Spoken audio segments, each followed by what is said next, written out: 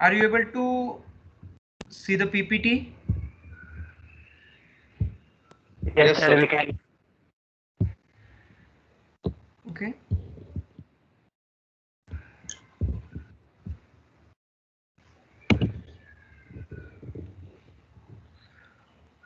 So we will start with some revision. We started with our subject. Our topic was fundamentals of measurement. Okay. त्याच्यातलं सगळ्यात पहिले आपण काय बघितलं, what is measurement. Measurement म्हणजे काय?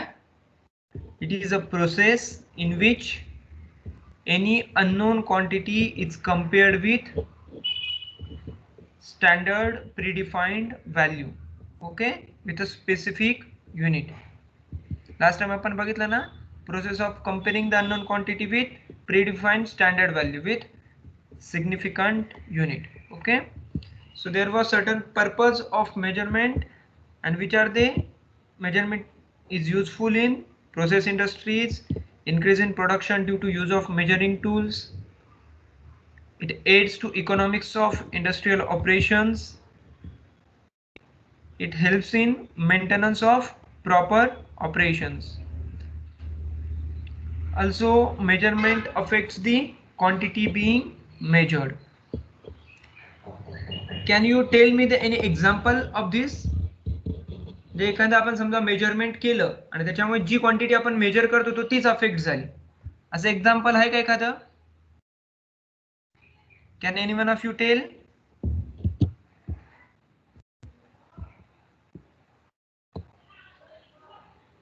तुम्हाला प्रश्न समजला का? एकदा रिपीट सांगा. एखादी क्वांटिटी आपण मेजर करतोय आणि त्या मेजरमेंटमुळे जी क्वांटिटी मेजर करतोय तीच अफेक्ट झाली, असं एक्झाम्पल आहे का एखादं? सपोज मी करंट मेजर करत होतो, ओके, ॲमीटरच्या हेल्पने मी काय केला, करंट मेजर केला. मी 1 एम्पियरचा करंट मेजर करत होतो, पण मेजर केल्यामुळे काय झालं, मी ॲमीटर जोडल्यामुळे तो करंटच 5 एम्पियर होऊन गेला. त्याची जी प्रॉपर्टी होती 1 एम्पियरची तीच चेंज झाली. असं एखादं एक्झाम्पल आहे का? इलेक्ट्रिकलचं नाही, नॉन इलेक्ट्रिकल पण तुम्ही जीवनातलं सांगू शकता का एखादं एक्झाम्पल?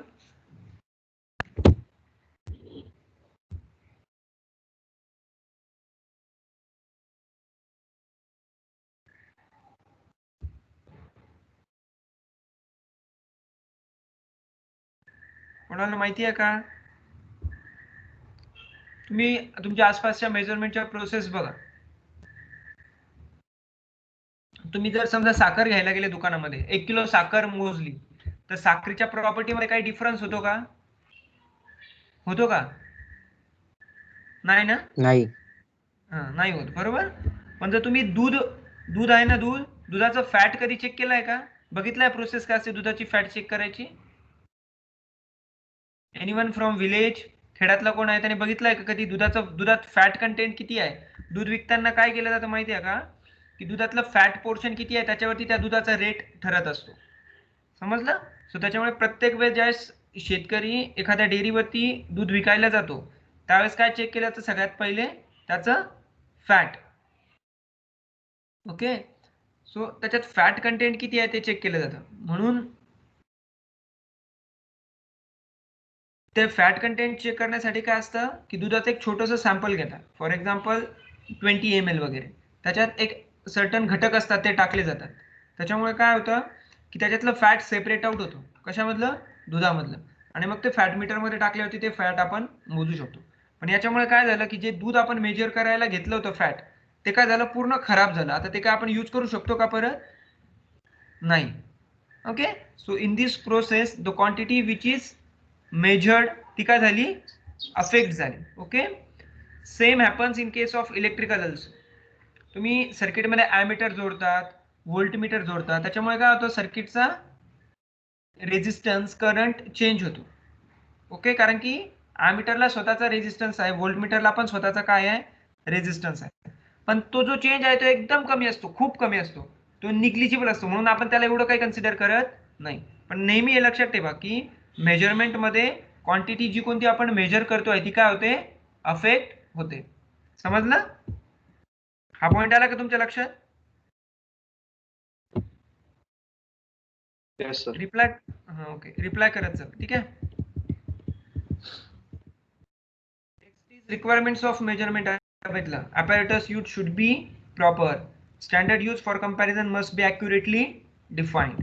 त्याच्यानंतर मेथड must be provable आणि standard use must be commonly accepted. Classification आपण बघितले होते स्टँडर्ड्सचे. स्टँडर्ड्स कोणकोणते प्रकारचे असतात? इंटरनॅशनल, प्रायमरी आणि सेकंडरी स्टँडर्ड.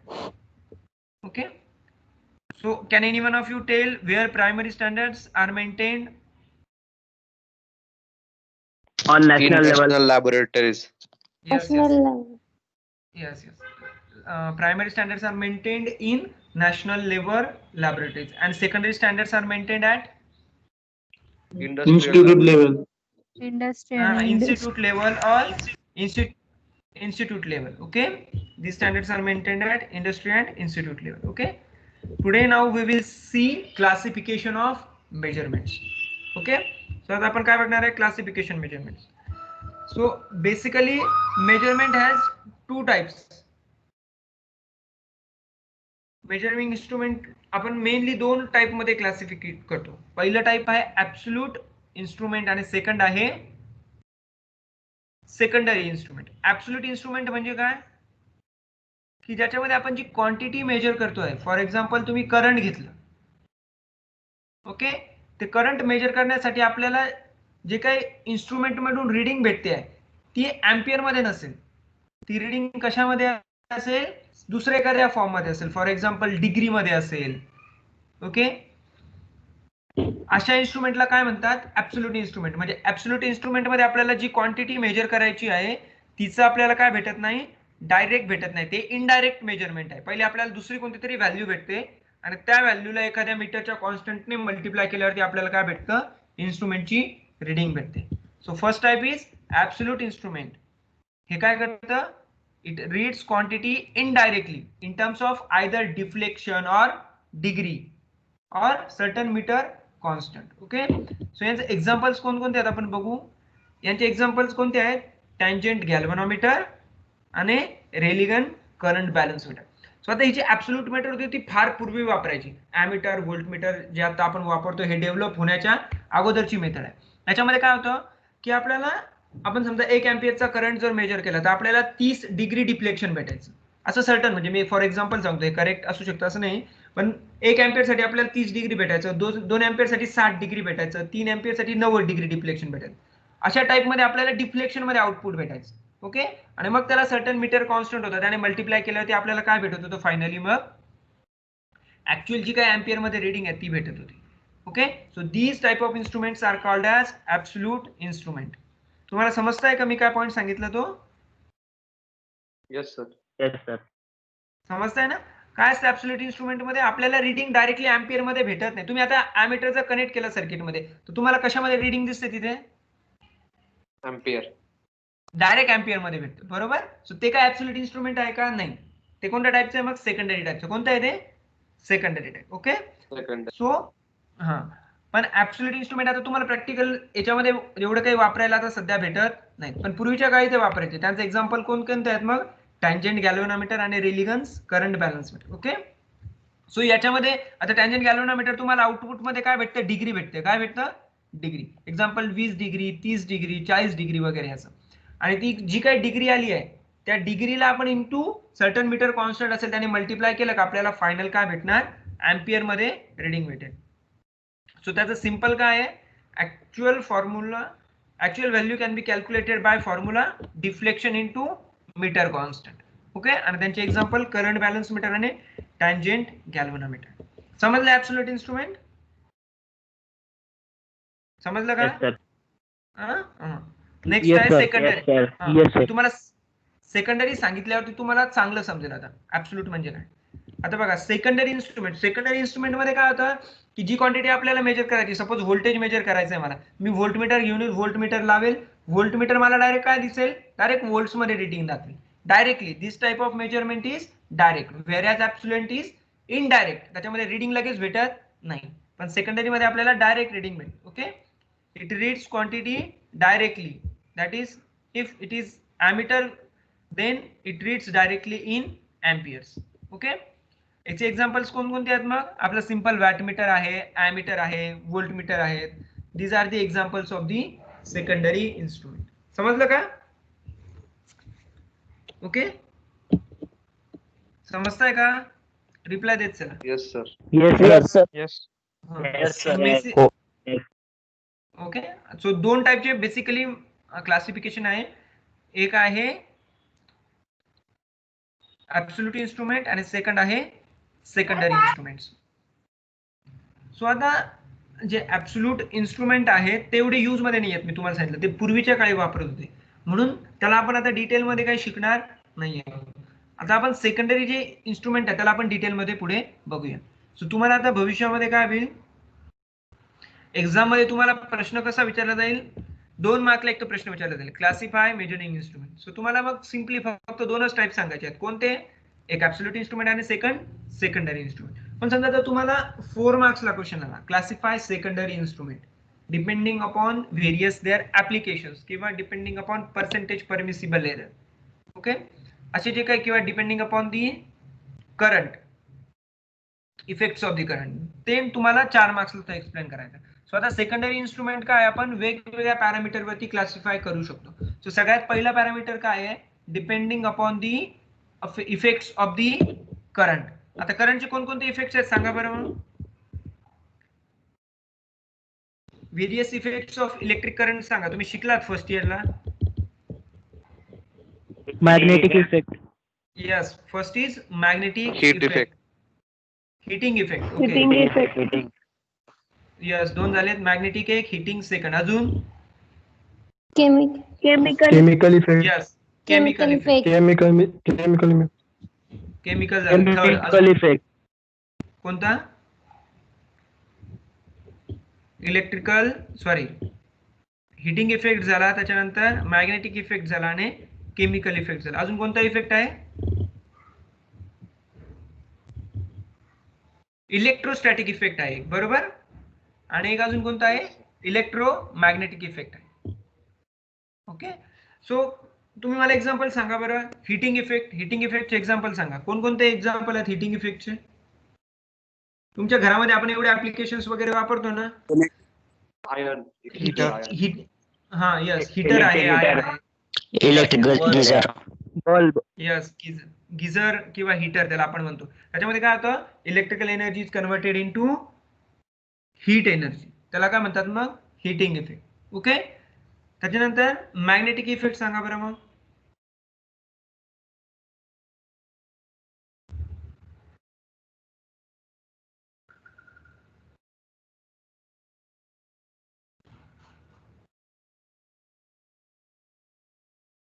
केमिकल इफेक्ट सांगायचं. केमिकलचं तुम्हाला एक्झाम्पल माहिती आहेत ना. Electrolysis process. यस, आपला बॅटरी आहे सिम्पल Petrol. एक्झाम्पल का. आपली बॅटरी असते ना तुमच्या घरात, ते बॅटरी चार्जिंग होतं, त्यावेळेस काय होतं, इलेक्ट्रिकल एनर्जी केमिकल फॉर्म मध्ये काय केली जाते, स्टोअर केली जाते. त्याला काय म्हणतात मग, केमिकल इफेक्ट. ओके, सो आता हे जे काही इफेक्ट आहेत, हे इलेक्ट्रिकलचे इफेक्ट वापरून आपण काय करतो, मेजरमेंट करतो. ओके, आणि बेस्ड ऑन दॅट इफेक्ट जे कोणते इन्स्ट्रुमेंट आहे त्याला काय म्हणतात मग, त्या टाईपचं इफेक्ट इन्स्ट्रुमेंट म्हणतात. सो आता आपण पहिला इफेक्ट बघणार आहे. पहिला इफेक्ट कोणता आहे, magnetic effect. Okay, so magnetic effect कशामध्ये यूज करतात, depending upon magnetic effect we have ammeters, voltmeters, wattmeters and integrating meters. So तुम्ही आता ज्यावेळेस आपण प्रॅक्टिकल स्टार्ट करू आपले, त्यास तुम्ही बघशाल की आता जे आपले ॲमीटर, व्होल्टमीटर आहेत ते मॅग्नेटिक इफेक्ट वरती डिपेंड्स आहेत. सिंपल. ओके, त्याच्यामध्ये आपण काय केलं, मॅग्नेट्स वगैरे, इलेक्ट्रोमॅग्नेट्स वगैरे यूज केले आहे, आणि त्याच्यातून आपण काय करतो, with the help of magnetic effect we measure the electric current. Okay, second आहे heating effect. with the using heating effect we can also prepare ammeters and voltmeters. Okay, त्याचे एक्झाम्पल पण मी तुम्हाला लॅब मध्ये गेल्यावरती दाखवेल की आपण हिटिंग इफेक्ट वापरून कसं करंट मेजर करू शकतो किंवा व्होल्टमीटर ने व्होल्टेज मेजर करू शकतो. Next is chemical effect. So chemical effect कशामध्ये वापरतात, डीसी एम्पियर आवर मीटर मध्ये. डीसी एम्पियर आवर मीटर पण मी तुम्हाला लॅब मध्ये गेल्यावरती दाखवेल की त्याच्याने आपण कसं करंट मेजर करू शकतो. Electrostatic effect. इलेक्ट्रोस्टॅटिक इफेक्ट कशामध्ये वापरतात? परत तो व्होल्टमीटर मध्ये वापरतात. आणि इलेक्ट्रोमॅग्नेटिक इंडक्शन इफेक्ट हा पण कशामध्ये वापरतात? एसी ॲमीटर, व्होल्टमीटर, वॅटमीटर आणि इंटिग्रेटिंग मीटर्स मध्ये. सो जनरली आपल्याकडे जे मीटर सापडतात तुम्हाला आता पूर्ण ते कशा कशाचे असतात? Either they have magnetic effect or electromagnetic induction effect. या दोन प्रिन्सिपल वरती बेस्ड जनरली आपले काय असतात? मीटर्स असतात. First is magnetic or electromagnetic induction effect. कारण की यांची इफिशियन्सी चांगली असते, तुम्हाला जे आउटपुट भेटतंय त्याची अॅक्युरेसी खूप जास्त असते. ओके, सो आता हे काय होतं? This is the classification of secondary instruments depending upon the effects of electric current. तुम्हाला एक्झाम मध्ये क्वेश्चन येऊ शकतो, classify secondary instruments depending upon effects of electrical current. So तुम्हाला हे 5 जे आहेत ते लिस्ट आउट करता आले पाहिजे. ओके, सो तुम्ही नोट्स पण काढत चला तिकडे सायमल्टेनियसली, मी सांगतोय तेव्हा. It's classification based on application. ऍप्लिकेशनच्या बेस्ड वरती आपण मेजर सेकंडरी इन्स्ट्रुमेंट कसे क्लासिफाय करू शकतो हे नेक्स्ट आहे. Okay, so there are 3 types based on the applications. First is कोणत्या प्रकारचे ऍप्लिकेशन आहे त्याच्यावरती instrument. For example indicating instrument. पहिले टाइप कोणतं आहे? Indicating instruments. So indicating instrument मध्ये म्हणजे काय? तुम्ही जे ॲमीटर, व्होल्टमीटर जे आपण नॉर्मल आता बघतोय त्याच्यामध्ये काय असतं की ऍट प्रेझेंट स्टेटला त्या क्वांटिटीची काय व्हॅल्यू आहे ते आपल्याला डायरेक्ट ते इंडिकेट करते. ओके, फॉर एक्झाम्पल आता सर्किट मधून 2 एम्पियरचा करंट पास होतोय. मी जर ॲमीटर सर्किट मध्ये जोडलेलं असेल तर ॲमीटरच्या डिस्प्लेवरती मला काय दिसेल? 2 एम्पियर दिसेल, बरोबर. सो ऍट दिस स्टेट म्हणजे ह्या पॉइंटला त्याचं रीडिंग काय हे दाखवतं. त्या टाइपच्या इन्स्ट्रुमेंटला काय म्हणायचं? Indicating instruments. आणि आपण लॅब मध्ये जे जनरली इन्स्ट्रुमेंट्स वापरताय तुम्ही करंटली ॲमीटर, व्होल्टमीटर, वॅटमीटर वगैरे, हे सर्व कोणत्या टाइपचे आहेत? मग इंडिकेटिंग टाइप ऑफ इन्स्ट्रुमेंट्स आहेत. बघा, इंडिकेटिंग इन्स्ट्रुमेंट म्हणजे काय? It indicates the magnetic of quantity at the time when it is being measure. म्हणजे ज्यावेळेस आपण ती मेजर करतोय त्याच वेळेस ती सर्किट मधली व्हॅल्यू तो आपल्याला देतो. याचे एक्झाम्पल्स कोणकोणते आहेत? मग आपले सिंपल ॲमीटर, व्होल्टमीटर, वॅटमीटर वगैरे. ठीक आहे, समजलं. So classification based on application हा सगळ्यात महत्वाचा आहे. जनरली हाच प्रश्न एक्झाम मध्ये विचारला जातो. सो पहिलं क्लासिफिकेशन आहे इंडिकेटिंग इन्स्ट्रुमेंट. नावातच आहे तो काय करतो? करंट शेटची व्हॅल्यू इंडिकेट करतो. Okay, so these are called as indicating instruments. Next is recording instruments. Recording म्हणजे काय? हे इन्स्ट्रुमेंट काय करतात? सपोज आता आपण एखाद्या सर्किट मध्ये रेकॉर्डिंग टाइपचा ॲमीटर जोडलाय, तर तो रेकॉर्डिंग टाइपचा ॲमीटर काय करतो की एका सर्टन पिरियड ऑफ टाइमचे पूर्ण रीडिंग रेकॉर्ड करतो. फॉर एक्झाम्पल स्टार्टिंग फ्रॉम 12 वाजेपासून 1 वाजेपर्यंत किती करंट होता सर्किट मध्ये, ह्या प्रत्येक मोमेंटचा, किंवा आपण 5-5 मिनिटं सांगितले किंवा 10-10 मिनिटं सांगितले, ज्या हिशोबाने आपण प्रोग्रामिंग करू त्याच्यामध्ये, त्या हिशोबाने तो त्या प्रत्येक मोमेंटचा काय करतो? किती करंट आहे तो मेजर करतो. ओके, सो आता ह्या टाइपचं मीटर कुठे अप्लाय होईल सांगा बरं? याचा उपयोग कुठे जास्त होईल आपल्याला सांगा? म्हणजे तुम्हाला एका स्पेसिफिक मोमेंटची व्हॅल्यू नको आहे, तुम्हाला पूर्ण दिवसातली व्हॅल्यू पाहिजे आहे. कशासाठी उपयोग होईल सांगा बरं रेकॉर्डिंग इन्स्ट्रुमेंट्सचा? मीटर. बोला बोला. For accurate reading. For accurate reading. Okay, समजा एखादी प्रोसेस आहे त्याच्यामध्ये आपण, हा बोला. एका दिवसाची पूर्ण रीडिंग आपल्याला इन्स्टंटेनियस व्हॅल्यू आपल्याला मिळू शकते प्रत्येक इन्स्टंटची. हा, ओके, ती व्हॅल्यू आपल्याला मिळू शकते, पण त्याचं ऍप्लिकेशन सांगा, म्हणजे कुठे यूज होऊ शकतो बुवा असं? घरच्या मीटर मध्ये. House hold. हा, हाऊस होल्ड पर्पजेस. आपल्या घरामध्ये जे एनर्जी मीटर असतं ते म्हणायचं आहे का तुला? हा सर. पण मग घरामधलं एनर्जी मीटर जर तुम्ही बघितलं असेल तर ते वेगळ्या टाइपचं मीटर आहे एनर्जी मीटर. त्याच्यामध्ये काय होतं बघा, घरामधल्या एनर्जी मीटर मध्ये तुम्हाला महिन्याचं बिल येतं, बरोबर ना? तुम्हाला सर्वांना माहिती आहे ना? हो सर. आपलं जे रीडिंग घेऊन जातात ते काय करतात? अगोदर एक रीडिंग घेऊन जातात, ते त्यांच्या रेकॉर्डला असतं, आणि नंतर एका महिन्याने येतात, आणि ते रीडिंग ह्या दोघं पिरियड मध्ये किती जेवढं कोणतं रीडिंग झालंय ते काय करतात? ते मग याच्यामध्ये काय होत आहे, रेकॉर्ड होतोय का? नाही. याच्यामध्ये काय होतंय, इंटिग्रेट होतोय. इंटिग्रेट म्हणजे काय होत आहे, इंटिग्रेशन तुम्ही बघितलं असेल. इंटिग्रेशन म्हणजे काय आहे, त्या कम्प्लीट इंटरव्हल मधलं काय ऍडिशन आहे, टोटलायझेशन आहे. समजलं इंटिग्रेशन म्हणजे काय? ते काय करतं की प्रत्येक दिवसामध्ये तुम्ही किती एनर्जी वापरताय हे काउंट करताय आणि त्याचं काय करताय, टोटल करत चालताय. पण रेकॉर्डमध्ये टोटल होत नाही. रेकॉर्डमध्ये ते फक्त सांगतं की ह्या दिवशी इतकं होतं, ह्या दिवशी इतकं, ह्या वेळेस इतकं, ह्या वेळेस इतकं. ते काय टोटल करत नाही. म्हणून जे तुम्ही सांगितले एनर्जी मीटर ते वेगळ्या टाईपचं, ते रेकॉर्ड टाईपचं नाहीये. सो आता मी तुम्हाला सांगतो रेकॉर्डिंग इन्स्ट्रुमेंट कुठे वापरतात. सपोज तुम्ही सबस्टेशन मध्ये आहात. ओके, तुम्ही आता डिप्लोमा केला आणि सबस्टेशन मध्ये जॉबला गेले. ओके, सो सबस्टेशन मध्ये काय असतं की तिथे मीटर्स लावलेले असतात, मीटर वगैरे वगैरे वगैरे. तर त्याच्यामध्ये जनरली काय असतं की आपल्याला कॅल्क्युलेट करायचं असतं की दिवसातला सगळ्यात जास्त करंट किती आहे. ओके, जेणेकरून म्हणजे किती एक सर्टन लिमिटच्या वरती तो करंट जात नाहीये ना. म्हणजे आपल्याकडे जे लोड जोडलेले असतात ते लोड वाढला आहे का नाही, किंवा सगळ्याच लोकांनी एकाच वेळेस जोडला आहेत का नाही वगैरे. आणि समजा तो त्या लेवलच्या वरती गेला तर मग काय करायचं की जनरेशन कडनं जास्त पॉवर घ्यायची, आपल्याला डिस्ट्रीब्युशनला द्यायची असते ना. सो जनरेशन कडनं जास्त घ्यायची किंवा एखादा फिडर जास्त चालू करायचा. मग याच्यामध्ये काय गरज पडते जनरली की दिवसातले सगळ्यात जास्त करंट आहे. मग तो जो काही तिथे बसलेला सबस्टेशन मधला एखादा ऑपरेटर आहे, तो ऑपरेटर का दिवसभर त्या मीटरकडे बघत बसेल का की नाही केव्हा व्हॅल्यू जास्त गेली, केव्हा व्हॅल्यू जास्त गेली, असं नाही. तर त्याच्यामध्ये काय केलंय, मग हे रेकॉर्डिंग इन्स्ट्रुमेंट आपण लावून दिले. मग हे रेकॉर्डिंग इन्स्ट्रुमेंट काय करतात की प्रत्येक 10 मिनिटाचा करंट काय करतात, चेक करतात. आणि त्याच्यामध्ये आपण त्याला एक्सेल शीट मध्ये ती व्हॅल्यू टाकली का आपल्याला हायेस्ट करंट कोणता आहे दिवसातला तो लगेच भेटतो. समजतंय का? Yes sir. समजलं ना? सिंपल आहे ना. रेकॉर्डिंग टाइप ऑफ इन्स्ट्रुमेंट कसं आहे ते, त्याचा यूज कशासाठी आहे, आपल्याला Yes, sir. सर्टन पिरियड मधली एखादी स्पेसिफिक हायेस्ट व्हॅल्यू आपल्याला घ्यायची आहे. किंवा समजा तुमच्या घरात आपण एखादं हीटर लावलंय आणि त्या हीटर वरती तुम्ही समजा खूप सेन्सिटिव्ह आहे, काम कोणतं करता आहेत ते, त्याचं जे काही टेम्परेचर आहे ते वाढलं नाही पाहिजे. ओके, मग त्याच्यासाठी आपण रेकॉर्डिंग, त्याचा जो काही करंट पास होतोय तो आपण मेजर करू. तो करंट समजा त्याचा जर हिटिंग जास्त करायचं असलं तर करंट पण काय लागेल, सर्किटमध्ये जास्त लागेल. बरोबर.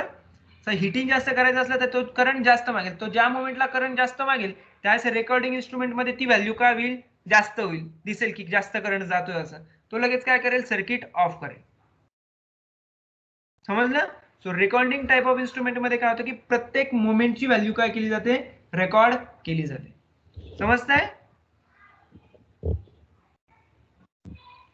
सो हे पण साधेच इन्स्ट्रुमेंट आहेत आपले अॅमीटर वगैरे सारखे, पण याच्यात एक सेपरेट एक्स्ट्रा फंक्शन दिलंय काय की तो सर्टन पिरियडची व्हॅल्यू काय करू शकतो, रेकॉर्ड करू शकतो. ओके, सो याचं एक्झाम्पल आहे रेकॉर्डिंग टाइप अॅमीटर. ओके, आता नेक्स्ट बघू आपण थर्ड, इंटिग्रेटिंग इन्स्ट्रुमेंट. आता जे तुम्ही एनर्जी मीटरचं एक्झाम्पल सांगितलं होतं ते काय आहे, इंटिग्रेटिंग टाइप ऑफ इन्स्ट्रुमेंट. तो काय करतो की एखाद्या सर्टन पिरियड मधला जो काही व्हॅल्यू येईल टोटल, त्याचं काय करतो, टोटलायझेशन करत चालतो. सिंपल एक्झाम्पल, आपल्या घरातले एनर्जी मीटर, आपण किती एनर्जी कंझ्युम करतोय हे ते एनर्जी मीटर काय करतं, रेकॉर्ड ठेवत जातं. ते टोटल त्याचं काय करत जातं, टोटल करत जातं. म्हणजे तुम्ही आज 1 युनिट वापरलं, उद्या 2 युनिट वापरलं, परवा परत 2 वापरलं, तर 3 दिवसांचं रिडिंग ते किती दाखवेल आपल्याला फायनल मध्ये, 5. समजतंय का? Yes sir. समजतंय ना? So integrating instrument totalise the events over a specific period of time. Example, ampere hour meter, kilowatt meter, kilowatt ampere hour meter. Kilowatt meter म्हणजे कोणतं, आपल्या घरातलं सिंपल एनर्जी मीटर. हे बघा तुम्ही आपल्या घरात, तुमच्या घरात असंच एनर्जी मीटर आहे ना? हो. Yes sir. कोणाच्या घरी Yes, असं? sir. आता लेक्चर झालं का पहिले घराच्या बाहेर जा आणि बघा असा टाईपचा आहे का वेगळा आहे. कोणाच्या घरी कोणी बघितलंय का, सांगू शकता का कोणाच्या घरी अशा टाईपचं मीटर आहे का असं? Yes, sir. सर आता डिजिटल आलेले आहे ना. हा, yes, these are the previous digital आहे वन. सर. हा, हे इलेक्ट्रोमॅग्नेटिक आहे. हे कोणतं आहे, इलेक्ट्रोमॅग्नेटिक आहे. हे डिजिटल नाहीये. करंटली सगळ्यांच्या घराच्या बाहेर डिजिटल असेल. कोणा एखाद्याच्या बाहेर असं इलेक्ट्रॉनिक असेल तर मला सांगा, मी लगेच उद्या बदलून देतो त्याचं. कारण की आता हे ठेवणं अलाउड नाहीये. आता सर्वांच्या घराबाहेर कोणतं मीटर पाहिजे, डिजिटल एनर्जी मीटर पाहिजे. ओके, सो ह्या मीटर मध्ये काय आहे की याच्यामध्ये आपण टॅम्परिंग करू शकत होतो जास्त. ते आपण आता एनर्जी मीटर ज्यावेळेस शिकू त्यावेळेस मी तुम्हाला सांगेल की पूर्वीच्या मीटरमध्ये काय डिसएडव्हान्टेज होते आणि नवीन आता इलेक्ट्रॉनिक जे डिजिटल मीटर्स आले आहेत त्यांच्यामध्ये काय ऍडव्हान्टेजेस आहेत असं. ठीक आहे. तो हे काय करतं मग एनर्जी मीटर काय करतो, एखादा पूर्ण स्पेसिफिक पिरियड वरचं काय करतो तो टोटलाइज करतो.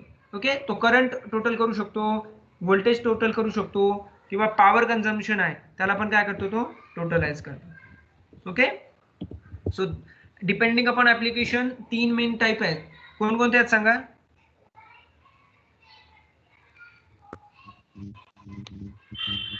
Indicating instruments, recording instruments, integrating instruments. Indicating, recording आणि इंटिग्रेटिंग. इंडिकेटिव्ह मध्ये सिंपल तो काय करतो व्हॅल्यू इंडिकेट करतो. रेकॉर्डिंग मध्ये काय करतो तो व्हॅल्यू एका सर्टन पिरियड वरची रेकॉर्ड करतो आणि आपल्याला एखाद्या स्पेसिफिक मोमेंटची व्हॅल्यू पाहिजे तर आपण ती काय करू शकतो बघू शकतो. आणि इंटिग्रेटिंग म्हणजे काय एका स्पेसिफिक पिरियड वरची टोटल व्हॅल्यूचं तो काय करतो ऍडिशन करतो, टोटलाइज करतो. ओके. नेक्स्ट इज तुम्हाला हे जे कोणते टाइप सांगितले आहेत मी आता डिपेंडिंग अपॉन ऍप्लिकेशन तुम्हाला या प्रत्येकाचं एक्झाम्पल सांगता आलं पाहिजे. समजलं. प्रत्येकाचं एक्झाम्पल तुम्हाला सांगता आलं पाहिजे. So depending upon the percentage permissible error secondary instrument can be classified into various type. म्हणजे त्याच्यात किती टक्के एरर अलाउड आहे. ओके. त्याच्यावरती त्याचं काय होतात क्लासिफिकेशन होतं. सो पहिलं कोणतं मीटर आहे स्टँडर्ड मीटर. स्टँडर्ड मीटर मध्ये किती एरर अलाउड आहे फक्त 0.2%. किती एरर अलाउड आहे मॅक्झिमम 0.2%. हे सगळ्यात ऍक्युरेट मीटर्स आहेत म्हणून याच्यात जास्त एरर अलाउड नाही. पण यांची व्हॅल्यू पण यांची कॉस्ट पण काय असते खूप जास्त असते कारण की याच्यात एरर एकदम कमी ठेवला आहे. म्हणून त्याच्यामध्ये काय असतं की जे काही कॉस्टली मटेरियल आहे ते यूज केले जातात. आता तुम्हाला कॉस्टली मटेरियलचा अर्थ मी सांगतो कसं असतं ते की तुम्ही बघितलंय की व्हेरियस टाइप्स ऑफ कंडक्टर्स आहेत बघितले आहेत ना. सो कोणत्या कंडक्टरचा रेझिस्टन्स सगळ्यात कमी आहे सांगा. सिल्वर. अजून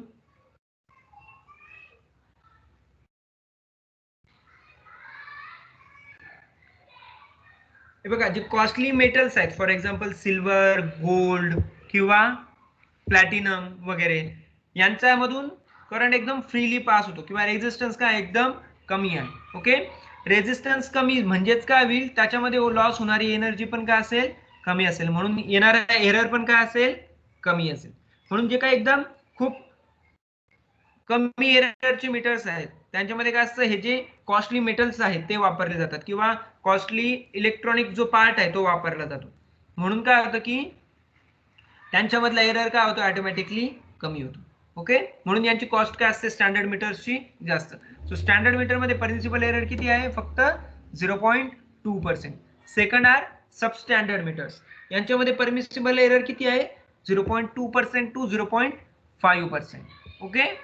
नेक्स्ट आहे first grade meter. First grade meter percentage permissible error किती आहे इन ऑर्डर ऑफ 1 to 2%. त्याच्यामध्ये 1 ते 2% पेक्षा जास्त एरर अलाउड नसतो. आणि लास्ट आहे सेकंड ग्रेड मीटर. याच्यामध्ये काय percentage permissible error is of order of 2 to 5%. समजलं. सो आता आपण ज्यावेळेस तुमचे प्रॅक्टिकल करू एनर्जी मीटर जे त्यावेळेस तुम्हाला आपण त्यांच्यातला एरर जो आहे तो एरर कॅल्क्युलेट करायला लावू. त्यावेळेस तुम्ही मग डिसाईड करायचं की ते कोणत्या स्टँडर्डचं मीटर आहे. स्टँडर्ड मीटर आहे का सबस्टँडर्ड आहे का फर्स्ट ग्रेड आहे का सेकंड ग्रेड आहे. समजलं. So depending upon permissible error 4 types आहेत. कोणकोणते. First standard meter. Standard meter. Yes yes. त्याच्यात पर्सेंटेज परमिसिबल एरर किती आहे स्टँडर्ड मीटर मध्ये 0.2. Less than 0.2%. Yes less than 0.2%. Next is substandard. Substandard मध्ये किती आहे 0.2 to 0.5%. 0.2 to 0.5%. ओके. आणि जे नेक्स्ट मीटर आहे कोणतं first grade meter. First grade meter. First grade meter मध्ये पर्सेंटेज परमिसिबल एरर किती आहे 1 to 2%. 1 to 2%. यस. आणि सेकंड ग्रेड जे मीटर आहे त्याच्यात पर्सेंटेज परमिसिबल एरर किती आहे 2%.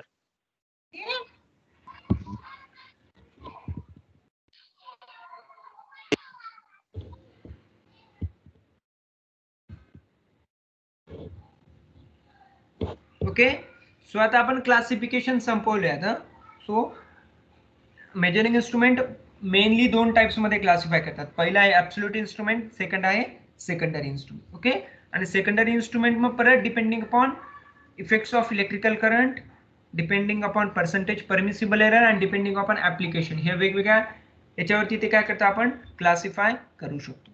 ठीक आहे. आता आपलं जे काय मेजरिंग इन्स्ट्रुमेंट आहे त्यांचं क्लासिफिकेशन आपण केलं, पण त्या मेजरिंग इन्स्ट्रुमेंट मध्ये स्वतःच्या काहीतरी क्वालिटीज हव्यात. त्या क्वालिटीज जर असतील तर ते काय होतं की चांगलं मीटर होतं एकदम, म्हणजे आपण वापरू शकतो त्याला सतत. किंवा कोणतं पण, आता समजा तुम्ही कोणती पण मोबाईल घ्यायला गेले तर तुम्ही त्याचे काय होतात फीचर्स बघतात.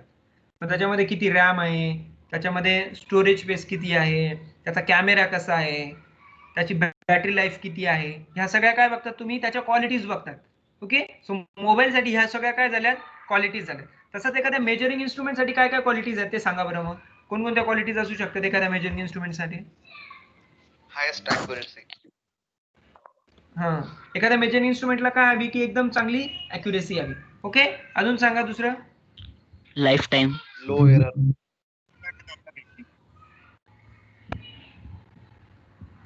लोएस्ट कमी एरर. एरर. यस, अॅक्युरेसी आणि एररचा अर्थ एकच होतो. कमी एरर म्हणजे काय, जास्त अॅक्युरेट. ओके. अजून काय सांगा. Life time of this meter. Okay. त्याची लाईफ, महत्वाचं काय आहे की तो किती ड्युरेबल आहे. ओके. तो किती वेळ चालू शकतो. अजून क्वालिटी कोणती आहे? त्याला इन्स्टंट व्हॅल्यू भेटली पाहिजे. इन्स्टंट व्हॅल्यू भेटली पाहिजे, म्हणजे त्याच्यामध्ये जो काही टाइम लॅग आहे तो नको पाहिजे. बरोबर ना? Yes sir. त्यात इन्स्टंटचा करंट भेटला पाहिजे. अजून जास्त कॉम्प्लिकेटेड नको. मीटर जास्त, आपल्या पण मीटरच्या आतमधली काय घेणं, आपल्याला फक्त बाहेर रिडिंग घ्यायचे. करंट जोडला का आउटपुटला रिडिंग दिसली पाहिजे, मध्ये काही असू दे, त्याच्याशी आपल्याला घेणं आहे का? Maximum reading of the instrument. काय काय? Maximum range of instrument. Okay. इन्स्ट्रुमेंटची मॅक्झिमम रेंज सांगतायत ते. बरोबर. पण त्याच्यात एक प्रॉब्लेम काय माहिती आहे का, समजा तुम्हाला जर 5 एम्पियर 2 एम्पियरचा करंट मेजर करायचा आहे आणि तुम्ही मॅक्झिमम रेंज घेतली 100 एम्पियर, तर चालेल का? नाही. सो मीटरची रेंज काय ते महत्वाचं आहे. काय महत्वाचं आहे? रेंज. त्या रेंज मधलाच मीटर आपल्याला भेटला पाहिजे. सेन्सिटिव्हिटी पण सर. हा, सेन्सिटिव्हिटी पण काय एकदम महत्वाचा फॅक्टर आहे. ओके. सो आपण आता एक एक क्वांटिटी वन बाय वन बघूया. Okay. So first quantity is accuracy. First quantity कोणती आहे? अॅक्युरेसी. सो सांगा बरं मग अॅक्युरेसी कशी डिफाइन करणार ती? Sir, the measured value is how much close to the accurate value is known as accuracy. Yes. तर तुम्हाला याच्यात दोन क्वांटिटी त्यांनी सांगितले बघा. फर्स्ट काय, एक मेजर्ड व्हॅल्यू आणि सेकंड काय सांगितली त्यांनी, actual value. Okay. So measured value म्हणजे कोणती व्हॅल्यू की जे आता तुम्ही रिडिंग वरती दिसतात. समजा तुम्ही एखाद्या सर्किट मधून 2 एम्पियरचा करंट पास केलाय. ओके. आणि तुम्ही समजा ॲमीटर लावल्यावरती मेजर केला, तुम्हाला त्याच्यावरती दिसलं 1.9 एम्पियर, म्हणजे ऍक्च्युअल व्हॅल्यू किती आहे? 2 एम्पियर, पण मेजर्ड व्हॅल्यू किती दिसते? 1.9 एम्पियर. सो तो काय म्हणतोय की this measured value should be as close to, जेवढी क्लोज होईल तेवढी क्लोज कोणत्या व्हॅल्यू बरोबर पाहिजे? ती ऍक्च्युअल व्हॅल्यू बरोबर. ओके. या त्यांचा हा क्लोजनेस जेवढा जास्त असेल तेवढं ते मीटर काय असेल? ॲक्युरेसी. म्हणून ॲक्युरेटचं डेफिनेशन काय आहे? Closeness with which an instrument reading approaches the true value. समजलं?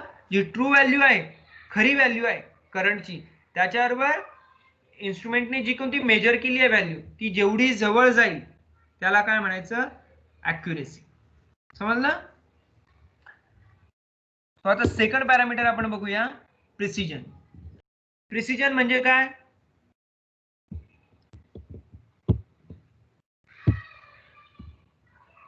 प्रिसिजन म्हणजे काय सांगा बरं. Closeness to the agreement among the set of results. हा तू सांगितलं आहेस, पण मग काय त्याचा अर्थ होतो सांग बरं आता. प्रिसिजन म्हणजे काय?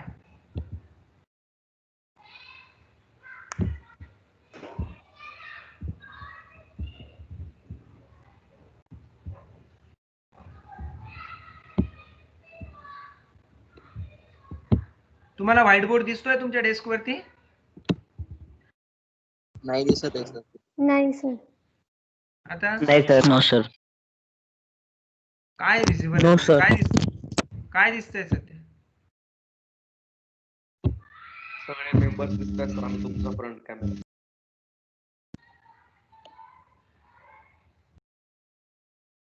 तुमची स्क्रीन शेअर नाही होत sir.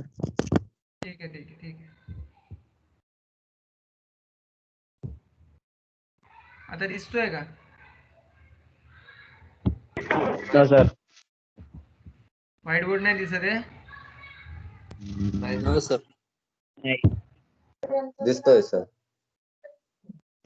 No sir. No sir. नाही दिसत आहे सर. ठीक आहे ठीक आहे ठीक आहे.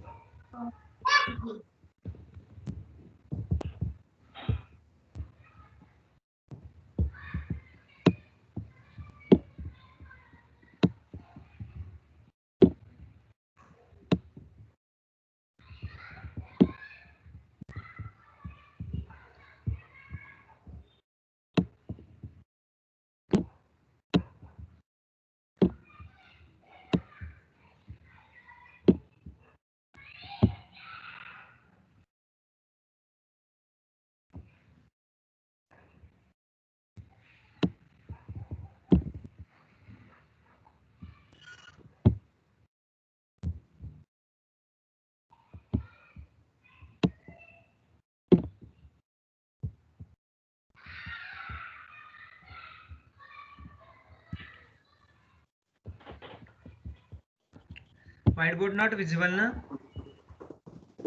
हो सर. No sir. ठीक आहे ठीक आहे.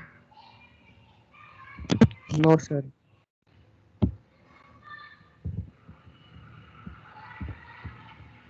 होते सर. आता होते सर.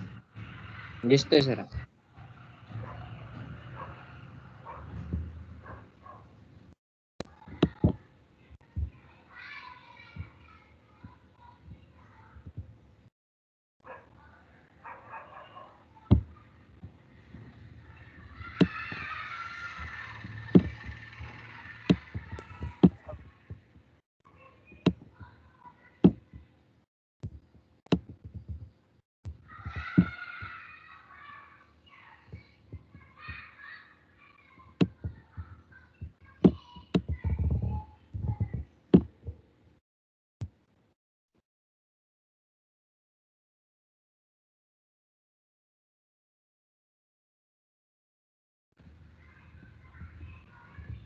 सो प्रिसिजन म्हणजे काय बघा, आता तुम्हाला डायल दिसतंय ना स्क्रीन वरती मी काढलेली? Yes yes sir. Yes sir. हा आता त्याच्यात हे बघा 1, 2 आणि 3 असे 3 अँपियर समजा ते दाखवत आहे आणि त्याच्यामध्ये एक पॉइंटर दाखवला आहे मी. ओके. सो आता हा जो पॉइंटर आहे, ह्या पॉइंटरला किती शार्पनेस आहे, ह्या पॉइंटरला किती काय आहे, कारण की सपोज अशा रिडिंग्स आहेत इथे, समजा ही एक रेष आहे आणि ही बघा ही त्याच्या पुढची अशी एक रेष आहे. ओके समजलं? सो हा पॉइंटर जेवढा शार्प असेल तेवढं काय होईल, तुम्हाला ऍक्युरेट रिडिंग घेता येतील. बरोबर आहे ना? मी काय म्हणतो ते समजतंय का? हो सर. हा पॉइंटर जेवढा शार्प असेल, तुम्हाला दिसतंय बघा आता समजा ही कितवी लाईन आहे? 3rd लाईन आहे. Okay. So this is 1st, 2nd, 3rd, 4th आणि 5th. सो हा काय आहे? 2nd आणि 3rd मध्ये आहे, म्हणजे किती आहे तो? 1.25. ओके. किती आहे तो?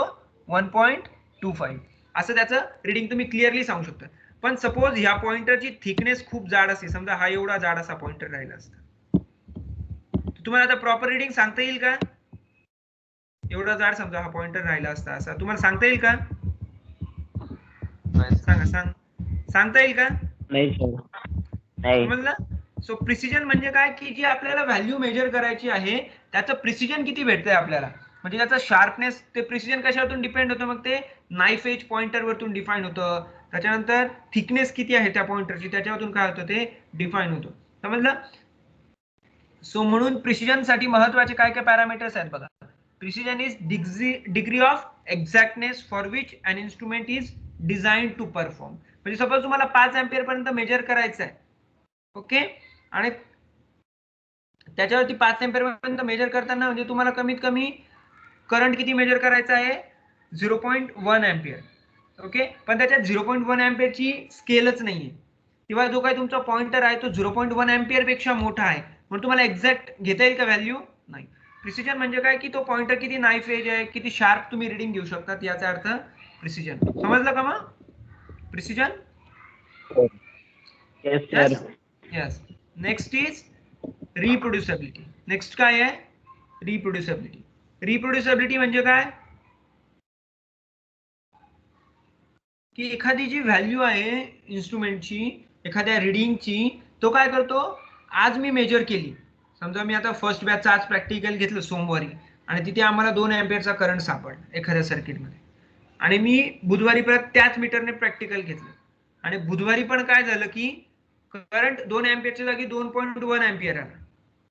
म्हणजे काय की त्याची रिप्रोड्यूस करायची जी काही कॅपॅसिटी आहे ती सेम नाहीये. समजलं? Over a period of time, म्हणजे एखाद्या 2 दिवसांमध्ये किंवा आठवड्यांमध्ये किंवा महिन्यानंतर ज्यावेळेस मी करंट मेजर करतो आहे त्यावेळेस मीटर काय करतोय, वेगवेगळ्या रिडिंग दाखवत आहे. तो व्हॅल्यूज एक्झॅक्टली तीच रिप्रोड्यूस करू शकत नाहीये. त्यावेळेस त्याला काय म्हणायचं, मग तो लो रिप्रोड्युसिबिलिटीचा मीटर आहे.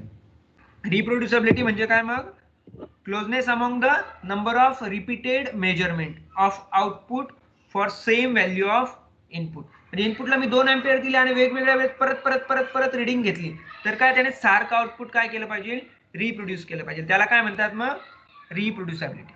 ओके. नेक्स्ट काय आहे, ड्रिफ्ट. नेक्स्ट काय आहे, ड्रिफ्ट. ड्रिफ्ट म्हणजे काय, gradual variation in output over a period of time that is independent to change in output operating conditions.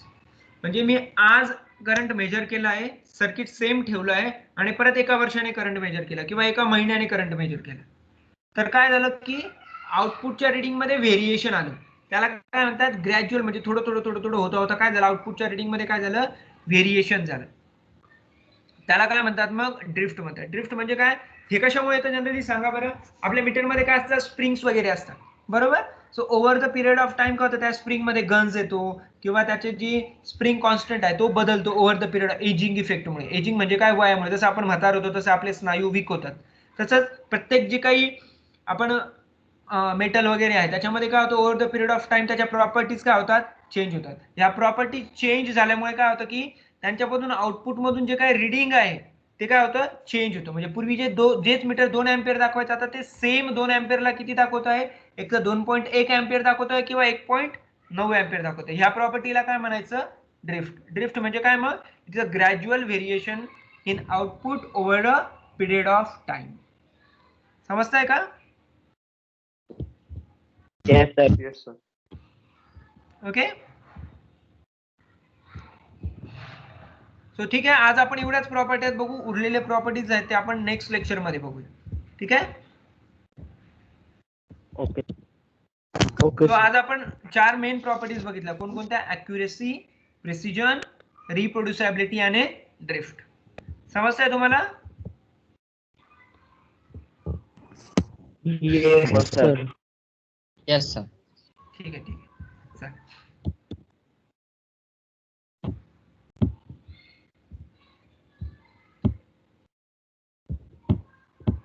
ठीक आहे. सो आता आपण आपली मीटिंग इथेच थांबवूया. तुम्ही सगळेजण हँगअप करू शकतात मीटिंग.